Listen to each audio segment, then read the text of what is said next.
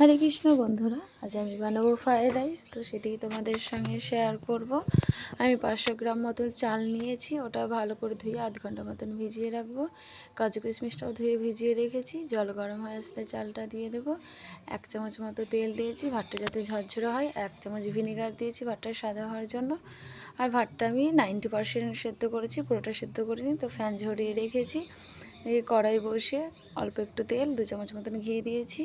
আর সবজিগুলো আগে থেকে কেটে রেখেছিলাম। তো প্রথমে গাজরটা হালকা ভাজা করে নেব। হালকা ভাজা হয়ে আসলে বিনসটা দিয়ে দেবো। এবার কাজু কিশমিশটা দিয়ে দেবো।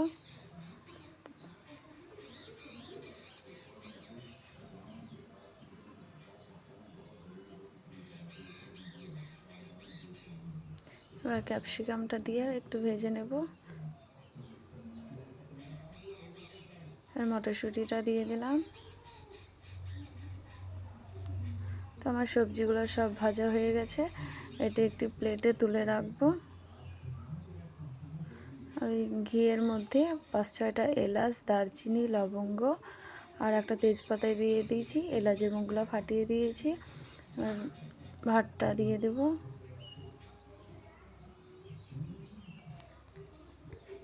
ভেজে রাখা সবজিগুলো দিয়ে দেবো। তো ভাতের সঙ্গে ভালো করে মিশিয়ে নেব। স্বাদ মতো নুন আর চিনি দিয়ে দেবো। এখানে আমি 5 চামচ গুঁড়ো চিনি ব্যবহার করেছি। হাফ চামচ গোলমরিচের গুঁড়ো,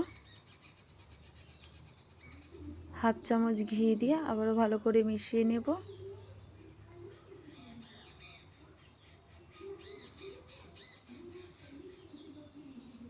তো আমার ফ্রাইড রাইস রেডি। যদি তোমাদের ভিডিওটি ভালো লেগে থাকে, লাইক, কমেন্ট, শেয়ার করো। Thank you.